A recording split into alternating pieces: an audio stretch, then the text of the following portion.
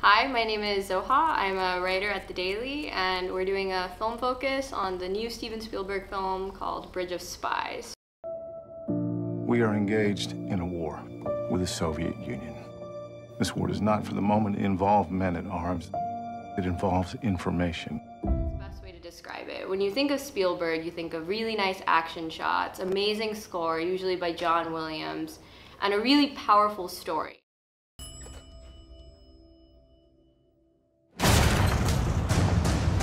Something important has come up. We've got a Soviet spy.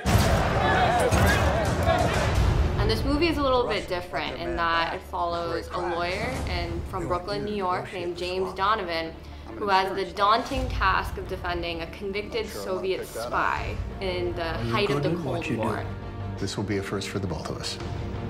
You should be careful. I'm talking to you about the security of your country. Why aren't we hanging him? Jesus! No, James Donovan isn't your typical hero. He's not someone that when you read about him or see what he did, you would say, this is an American hero. He was charged with the task of defending someone that no one wants to defend.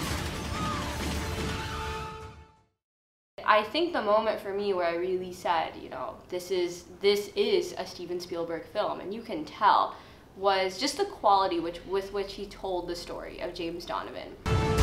Where do they want this negotiation? East Berlin. Just tell me that you're not going to be in any danger. I don't even care if it's... The film was really great in that its role was to humanize all of these characters. And I think the Cold War was a time in the US where it was really hard to see some people as human, especially the Soviets. And the fact that Spielberg put in humor into this film, and he really sought out to explore persona rather than pure historical events. One of the things that stuck out for me in my interview with Steven Spielberg was he's very authentic in who he makes these films for. And he said, after we asked him, why are audiences going to want to see this film? What's an audience going to get from this film? And he said, if there are people out there that love historical fiction, which he was a big history student in college, he loved history, he said that they're going to love this film. They're going to flip over this film. But there are people that don't like historical fiction very much, or don't like history very much. And it's okay if they don't like this film. We're in a battle for civilization. The Constitution, it's what makes us Americans. Shouldn't we show our enemies who we are? Pretty much everyone is out to get this spy, and James Donovan now has the challenge of proving that he's innocent, even though there might be a lot of evidence against him.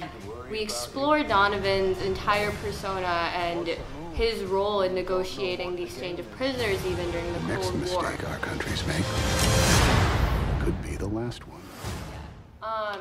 So for me personally, I grew up with two brothers. So Jurassic Park, Jaws, Indiana Jones. These are all films that I've seen multiple times and I know the words to, and I've been pretty much growing up with Spielberg. And just talking to him and hearing his perspective on a film was really inspiring in a way too.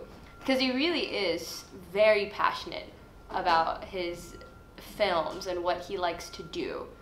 And it's something that I think when you have a director as famous as he is and in the public eye, you start to think, well, do they even still have passion for it? They've been in the business for such a long time. I do hope that with future Spielberg films, he continues to explore this theme of the unsung hero. Because I think the early part of his career is very much, sensational. He's trying to tell a story, all of that. And I like that the later part of his career is moving more towards what is a true hero? Is it someone that can, jump around like an Indiana Jones, or that can fight different people and all of that? Do they have superhuman powers?